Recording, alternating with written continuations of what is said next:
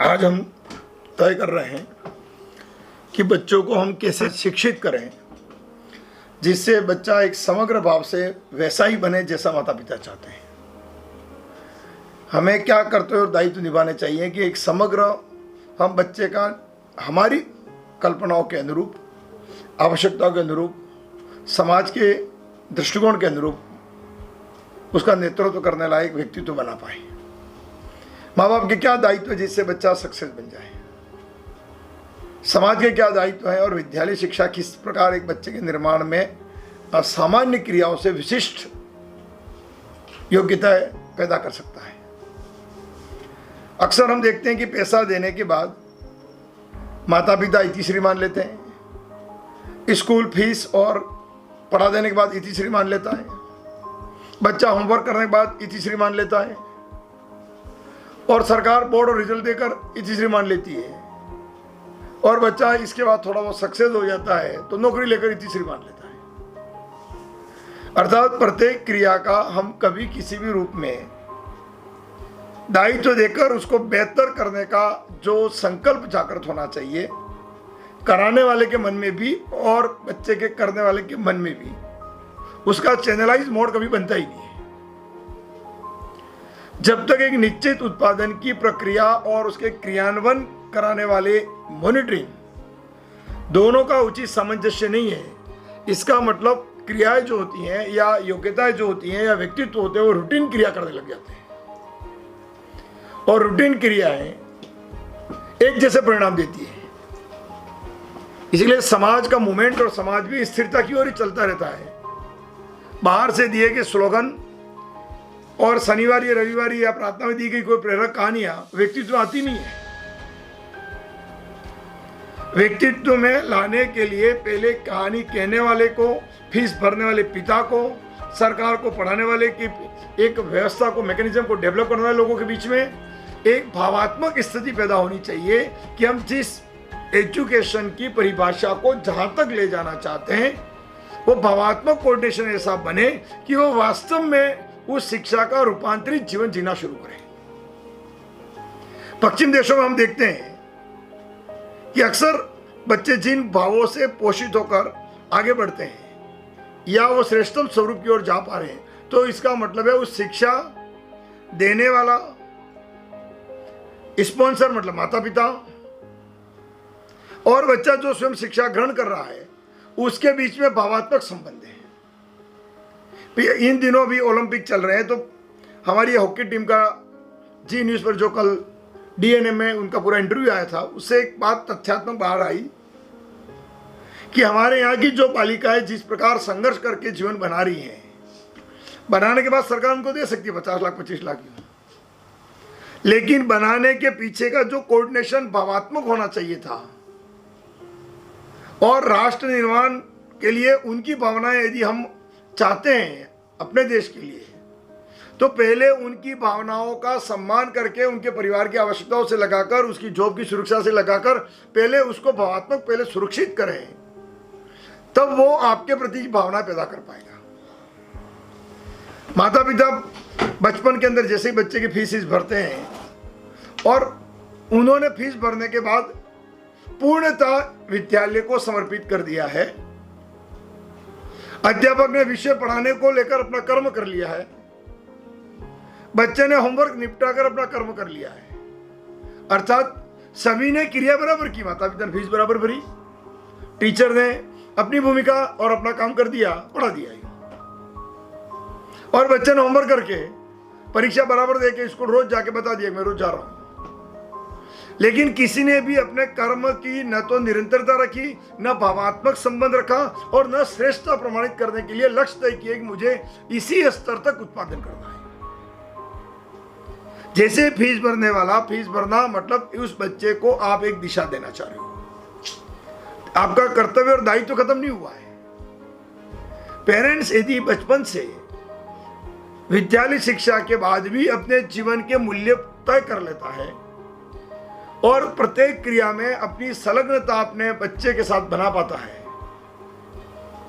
तो उस बच्चे की ग्रोथ देखिएगा आप बहुत अच्छी होती है। बहुत सारे विद्यालय के अंदर भी हम देखते हैं कि कुछ बच्चे बहुत अच्छा करते हैं। उसका कारण क्या है कि बच्चे में भी भावात्मक उस पढ़ाई के प्रति लगाव है, माँ बाप भी उसके भावात्मक मॉनिटरिंग कर रहे हैं बराबर, और टीचर भी का कोई ना कोई ऐसा आइडियल भाव या कोई ना कोई उस बच्चे में भी डेवलप हो चुका है जिससे वह अपने अतिरिक्त प्रेरणादायक जो अवसर प्राप्त करना चाहिए वो कर लेता है। सामान्य बच्चा सामान्य क्रियाओं से कभी उठता ही नहीं है, दिन भर की उन क्रियाओं से, इसलिए उसमें कोई अलग मार्ग कभी बनता ही नहीं है और वो कभी श्रेष्ठत्व ला ही नहीं पाता है। यदि माता पिता जैसे बचपन में बच्चा बड़ा हुआ वो एक सिस्टम डेवलप कर ले कि हम शाम को साथ में खाना खाएंगे, खाना खाने के बाद प्रत्येक दिन, छोटा बच्चा है 3 साल का 2.5 साल का, तो कम से कम पुराने जमाने में एक सिस्टम था कि बच्चों को कहानी दादा दादी सुनाते और बच्चा सोता। वर्तमान के माँ बाप के पास और बच्चों के पास मोबाइल के इस युग में समय नहीं है और कोटेशनों में दिया हुआ चीज नकली लगता है। जैसे हम होटल से लाके खाना खाएं और एक घर में बनाए, दोनों बहुत अंतर है। तो मोबाइल की कहानियां भाव पैदा नहीं करती है। हमें पर डे उसको एक कहानी सुनाए और कहानी में ही बात तय करें कि वर्तमान परिदृश्य के आधार पर परिवर्तित हो, अंधविश्वासी नहीं हो, सीमित सोच या संकुचित सोच की ओर ना ले जाए और ऐसे विकृतियां, ऐसे मूल्य पैदा नहीं कर दे जो वर्तमान समाज की प्रेरक स्वरूप के लिए आवश्यक नहीं थे और आपने कहानी थ्रू उसको दे दी। ऐसा ना हो। कहानियों को आपकी आवश्यकता के अनुरूप उनको परिवर्तित कर दे। कहानी का मतलब ही वही होता है कि सामने वाले को इस तरह भावनात्मक रूप से तैयार करना कि आप जिस भावना के लिए कहानी कह रहे हो उसका उद्देश्य सार्थक हो जाए।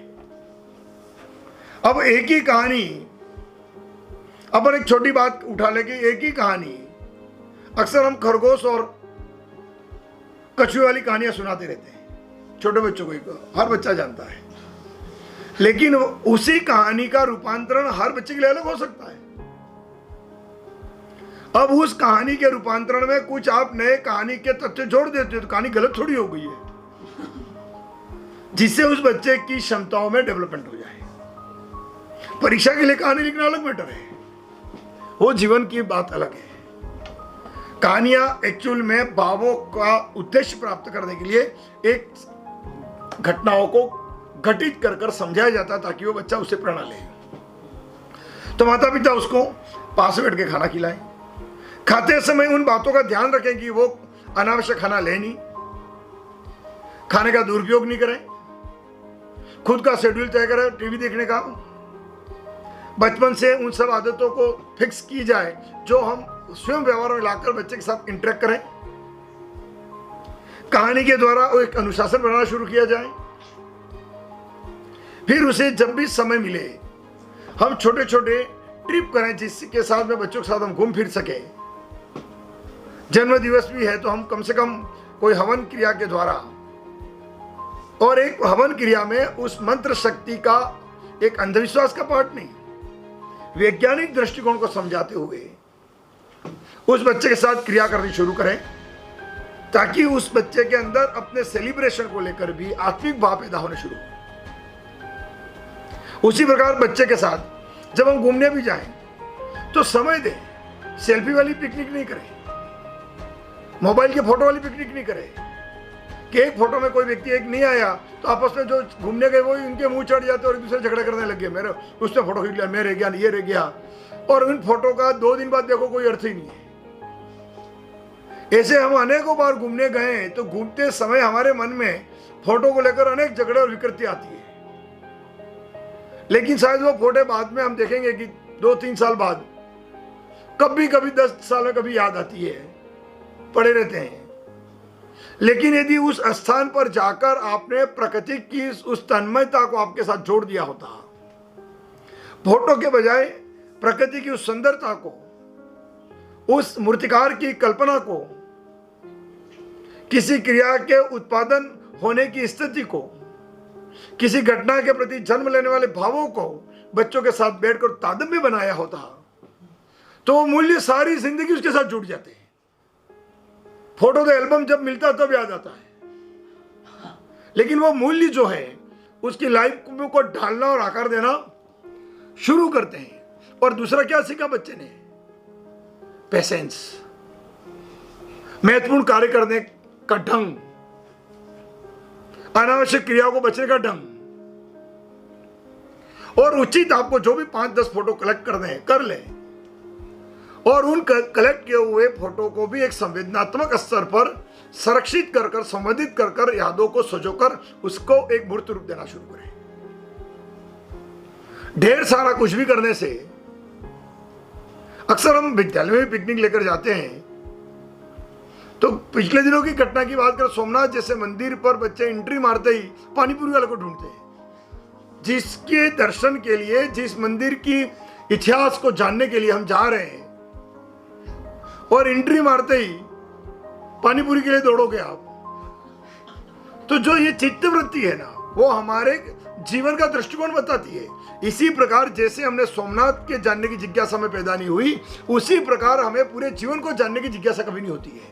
हम बस पूरी जिंदगी में पानीपुरी वाले ही काम करते हैं, भटका वाले, तात्कालिक अच्छे देने वाले। क्यों? क्योंकि सोमनाथ को जानना है, किसी पर्यटन को जानना है, इतिहास को जानना है, संवेदनाएं, संघर्ष, संस्कृति, कल्चर, यदि आप भी जीवन में भाव पैदा करते हो तो कर पाते हो। तो ये सभ्यता और संस्कृति का जो डिप्रेशन आ रहा है हमारे अंदर अंतर्मन में, यदि उसी समय कभी घूमने जाओ तो किसी अंग्रेज को देखना, वहां अंग्रेज एक एक चीज को बारीक से देखेगा, वहां अनुभूति के एक एक पल को उठाएगा। वो किसी नरेटर करने वाले गाइडर को साथ में लेकर गाइड को एक एक चीज समझने का प्रयास करेगा, वो 200 रुपये गाइड को देगा, लेकिन 150 रुपये अनावश्यक फोटो खींच के बर्बाद नहीं करेगा वो। क्यों हमारे उनमें डिफरेंट है?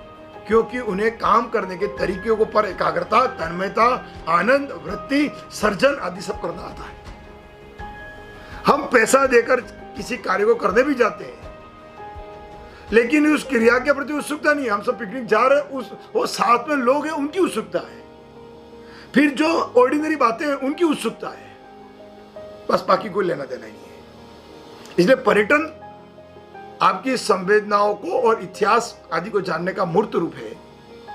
तो बच्चों को हम ऐसे अवसर दें और उन पर कार्य करें, और इंडिविजुअल अपने आध्यात्मिक, सांस्कृतिक, ऐतिहासिक की व्याख्या वर्तमान संदर्भ करते हुए बच्चों को तादे में बना देखिएगा, आप बहुत बेहतर जाएंगे। अक्सर हम आजकल के पढ़े लिखे माता पिता को भी देखते हैं कि जो अभी एक पीढ़ी पुरानी पीढ़ी से आई है, जो मेरे साथ या मेरे अभी आने वाली और युवा पीढ़ी की बात कर रहा हूं, तो वो बच्चों के न्यूट्रिशन पे ध्यान देते हैं। इसलिए जितने भी अभी नए बच्चे आ रहे हैं, नए माता पिताओं के जो युवा हैं अभी, उनके बच्चे देखोगे सब ओवरवेट और हट्टे कट्टे और ऐसे दिखते पहलवान जैसे, क्योंकि उनको लगता है कि बादाम खिला खिला के हम उसको जैसे 200 साल जिंदा रखने वाले हैं।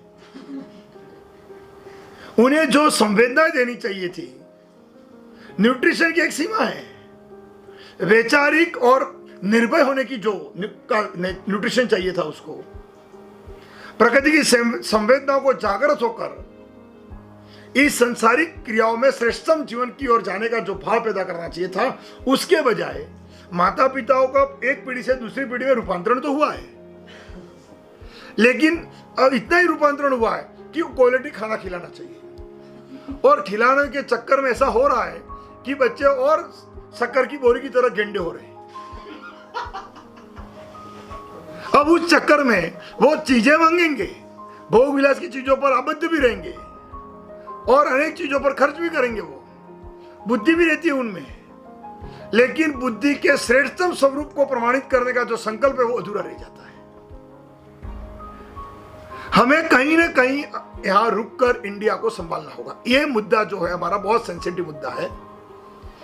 ऐसा नहीं है कि नहीं होगा, शायद अगली और इसकी अगली पीढ़ी ऐसा करेगी, क्योंकि न्यूट्रिशन तो सबका हो चुका होगा। तो अब क्या करना पड़ेगा? क्यों फिर हम इतनी बादाम खिलाने के बाद भी उसका दिमाग इतना तीव्र क्यों नहीं हुआ कि वो कहीं बड़ा साइंटिस्ट बन सके? तो ये जो प्रॉब्लम क्रिएट हुई ना, उसको समझने में भी एक पीढ़ी जाएगी। इस पीढ़ी को यहां से टर्निंग पॉइंट लेने पर ही वो समझ पाएगा। दूसरा, जो हमें यदि बच्चे का निर्माण करना है तो हमें मोह से दूर होना पड़ेगा। एक बच्चा हो कि 10 बच्चे हो कि 50 बच्चे हो, नैसर्गिक जिसको जैसा जीवन देना है, यदि आपको एक इंसान को 9 भावों वाला जीवन दिया और अलग अलग वेरिएशन दिए हैं आपको अगेन दिन में, तो हमें इन 9 भावों में हमारे बच्चों के 9 भाव तो सिखाने, लेकिन एक भाव कौन सा श्रेष्ठ देना है वो पहले से तय करना पड़ेगा। और जो भाव देना है ऐसा उसको प्रशिक्षण देना पड़ेगा। अब पुराने जमाने में लड़ना करना सिखाते थे, निर्भय होना सिखाते थे, क्योंकि युद्ध होते थे। तो 3 साल का बेटा, राजा का बेटा का मतलब सबसे ज्यादा ऐश्वर्य, समृद्धि और पावर का प्रतीक था, लेकिन उसको भी जंगल में रख देते थे माँ बाप। राजा का बेटा जंगल में लकड़ियां काटता। अब हम कहते हैं कि राजा की तरह जीना है, लेकिन बच्चों को लकड़ियां नहीं कटवाते, तो राजा बनेगा कैसे? यदि राजा को राज करना है तो वो सब भयमुक्त होना पड़ेगा उन सभी क्रियाओं के लिए। शरीर के दर्द से त्याग करने के, उदारता का जो संकल्प लाना, उसके लिए मानसिक रूप से तैयार होना पड़ेगा। घंटों परिश्रम करना और उसके लिए मांसपेशियां तैयार करनी पड़ेगी, और अपने विचारों में जान लगानी पड़ेगी कि हम संघर्ष कर सकें और वीरत्व की क्रियाओं के अनुरूप अपने जीवन को तैयार कर सकें। वो ऐसा कराते थे राजा, तो बच्चे से बनते थे। वो उन्होंने पोषण जो आवश्यक है वो दिया, ओवरडोज खाना नहीं दिया। जितना व्यापक क्यों बनते थे वो खाते हमसे 3 गुना थे, लेकिन काम 6 गुना करते थे। हम खाना 2 गुना देते हैं और काम आधा गुना भी नहीं कराते, इसलिए शक्कर की बोरी बनेंगे, इसके अलावा कुछ नहीं बनेंगे। यदि भीम के अंदर खाने का पावर था, तो कर्म करने का और क्रिया करने का भी पावर था। तो जितना न्यूट्रिशन है, चाहे वो वैचारिक न्यूट्रिशन हो, चाहे आपके भोजन का न्यूट्रिशन हो, उसके अनुपात के रूप में उसकी क्रिया करवाओ। यदि क्रिया नहीं है तो दोनों विकृत बनेंगे। इसलिए बहुत बार किताबें पढ़ने वाला बार बार पढ़ता है, लेकिन नंबर कम ही आते हैं। बहुत बार पढ़ते भी हैं, हर बार 95 लाते हैं, लेकिन नौकरी और कर्म करने के लिए 95 पावर नहीं होता दिमाग में, चलते किसी की और की चाबी से। ऐसे अनेक आपको कलेक्टर भी मिल जाएंगे जिनको कठपुतली की तरह चलाया जाता है। तो कारण क्या हुआ कि हमने किसी कर्म के कारण सफलता तो प्राप्त कर ली, लेकिन आपके पावर के अनुरूप आपको जो जीने का ढंग था वो कभी प्राप्त नहीं होगा, क्योंकि जीने के ढंग के लिए मानसिक क्रियाएं और शारीरिक क्रियाओं में एक समतोलन और मानसिक क्षमताओं का जो एक सोच का डेवलपमेंट है वो हो जाना चाहिए, तब जाकर आप ऐसा कर पाते हैं। अब माता पिता को और चाहिए कि वो विद्यालय की प्रत्येक क्रिया को मॉनिटरिंग करते हुए उसे धार्मिक क्रियाओं, धर्म का मतलब ये हम नहीं मानते, धर्म का मतलब है जो धारण करने योग्य, धारते इति धर्मम, जो धारण करने योग्य वो धर्म है। और आपके लिए क्या धारण करना इस समाज के हित में, आपके परिवार के हित में, उसको मापदंड तय करें, फिर उस परिभाषा का उसको प्रशिक्षण दें। तो जो मूल्य पर आप जो ज्ञान दे रहे वो धर्म है। हमारे ऐसा कोई हिंदू का घर नहीं होता है कि जहां पे घंटी रोज होकर प्रार्थना नहीं होती होगी शाम को। ऐसा कोई विद्यालय नहीं है जहां सुबह प्रार्थना नहीं होती है, लेकिन उस प्रार्थना के अनुरूप बच्चे में कभी विचार आया ही नहीं। तेरा तुझको अर्पण यूं बोलते हैं और नकली घी का दिया करते हैं। तो भगवान के बीच में जो चीटिंग है, कर्म के बीच जो चीटिंग है, तो क्रिया करनी जरूरी नहीं है। धर्म की परिभाषा का सत्य समझाने की जरूरत है, क्योंकि धर्म कभी डराता नहीं है। एक उपवास के टूटने से धर्म में तूफान आ जाएगा, एक दिन दिया नहीं करने से ईश्वर तुम्हें कुछ कर देगा, ऐसा कुछ नहीं होता है। कर्म परायण व्यक्ति अपने कर्मों को धर्म बना देते हैं। तो जब तक आपकी मानसिक क्रिया एकाग्र करनी है आपको, और मानसिक क्रियाओं को एकाग्र करके सत्य जानकर धर्म को समझना है, तो पहले क्रिया करनी पड़ती है। तो ये पूजा पाठ जो है वो क्रिया के रूप में बच्चे में नहीं आई है, ध्यान में रखो। पूजा पाठ का अर्थ और भाव परिवर्तन उसके अंदर आना शुरू हो जाए, ये आपका धर्म है। तो धर्म का उपयोग करना सिखाएं। जब भी होली दिवाली हम उनके साथ मनाते हैं तो एक कहानी, और होली और दिवाली मनाते क्यों, इतना क्या क्या नहीं छोड़े। उस सेलिब्रेशन के प्रति आपका जो उत्साह है और उत्साहजनक स्थितियों से जो आपके भावात्मक संबंध में ऊर्जा का संचरण हो रहा है उसका एहसास कराएं। और उस दिन जो भी हम क्रियाएं करते हैं उन संवेदनाओं की परिपाटी का जो पूर्ण इतिहास है, जिससे आपके जीवन का परिवर्तन कैसे होगा, रूपांतरण कैसे होगा, आपके अंदर जागृति कैसे आएगी, उसको तय करें। दीपक का मतलब ही वही है। हर दीपावली हम अपना अंधकार मिटाएं और अपने जीवन के कर्मों का प्रकाश जगाना शुरू करें। लेकिन अक्सर होता ऐसा नहीं है। पर डे बच्चे के अंदर शाम को चिंतन करने का भाव पैदा करें कि दिन भर हमने क्या क्या पढ़ा और क्या क्या किया, उसको रिपीट करें। जहां पर भी उसका ध्यान और कोई कुछ चीज ऐसी है जो छूट रही है कि इस घंटे मैंने क्या पढ़ा था, इस घंटे मैंने दादा ने मेरे से क्या बातें की थी, इसका मतलब उसको रियलाइज करने की उसको जरूरत है। तो सोने के पहले पर डे की एक्टिविटीज को रिकैप्चर करना सिखाएं। फिर उसके ड्रॉबैक है उस पर भी बात करना सिखाएं कि वो खुद अपनी गलतियों को डिलीट करना सीखे। जो व्यक्ति पर डे की अपनी गलतियों को डिलीट करता है तो उसके काम करने की गति इतनी तीव्र हो जाती है कि एक समय बाद वो खुद ही उसको नहीं पता होता कि वो कितना तीव्र काम करता है। तो दिन भर सोने के पहले एक बार तय करके बैठोगे आज दिन भर मैंने किया क्या और कौन से काम ऐसे थे जिनको मैं और बेटर कर सकता था। ये बच्चे के अंदर आत्मबोध जागृत करें, ये बहुत जरूरी होते हैं। इसी को हम श्रद्धा के साथ अपन देखते हैं कि गुरु की भक्ति के समय आश्रम में भी शिष्य गुरु के पैर दबाते थे और गुरु शांत बैठा रहता था। क्या था प्रक्रिया, बच्चा आत्मचिंतन करता पूरे दिन का। और जब भी कोई एक चीज बीच में आती तो गुरु लास्ट में कुछ बोल देता, हो गया बेटा ठीक जाओ, ऐसा कोई प्रश्न कोई दुविधा, और दो बात बता के उसको विदा कर देते। अर्थात एकाग्र होकर चिंतन मनन के साथ किया गया वो कर्म कि राजा का बेटा किसी गुरु का पैर दबा रहा, इस अर्थात वो अहंकार से मुक्त हो जाए। उसके भी पैर दबाने वाले अनेक लोग आएंगे तो उन्हें तुच्छ न समझे, वो गुरु सिखा रहा है। भीख मांगकर उसमें नैसर्गिक मूल्य सिखाए जा रहे हैं। तो अपने बच्चों को हम भीख तो नहीं मंगवाए, लेकिन जो पैसा खर्च कर रहा है उसका उपयोग करना सिखाएं। उसे मैं तो बताएं कि भैया रुपये आते कैसे हैं, किताब आई तो कैसे आई है, ये समझ मिला तो कैसे मिला है,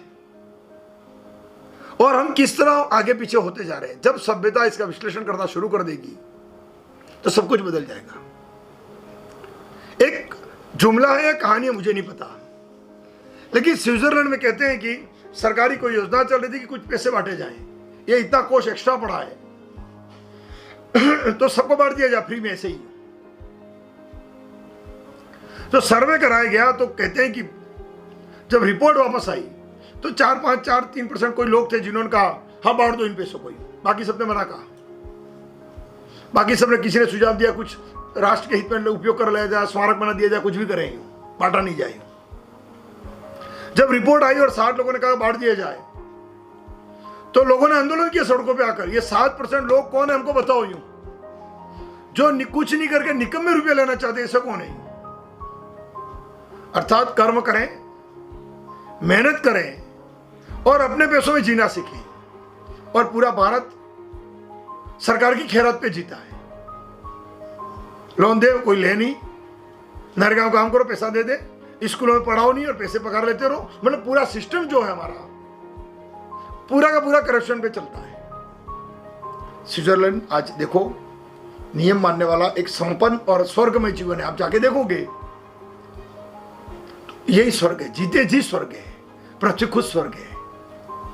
सच्चु कहाँ है तो कोई बहुत सारे देश हैं अभी भी जहाँ लॉ एंड ऑर्डर है, समानता है, समृद्धि है, कर्तव्य और दायित्व है। हर व्यक्ति ईमानदारी से अपना टैक्स भर रहा है, हर व्यक्ति अपनी ईमानदारी से नियम को मान रहा है।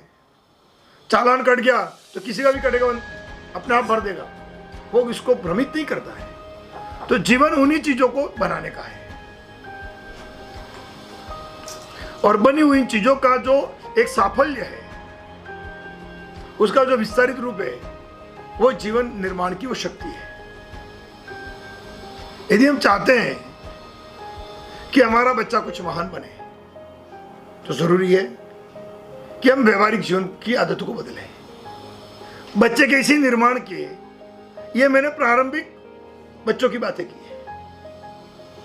कल युवाओं के बारे में बातें करेंगे कि युवाओं को हम किस तरह टैकल करें जिससे उनके जीवन में वो सब मिले जिसके लिए वो भटक रहे हैं, लेकिन भटकते हुए अटक भी रहे हैं।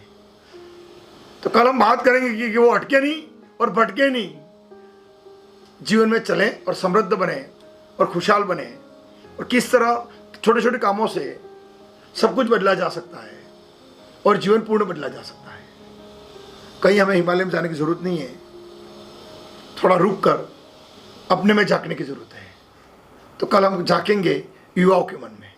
तो कल का प्रसंग होगा कि हम युवाओं को कैसे अपने जीवन के लिए प्रेरित करें। धन्यवाद।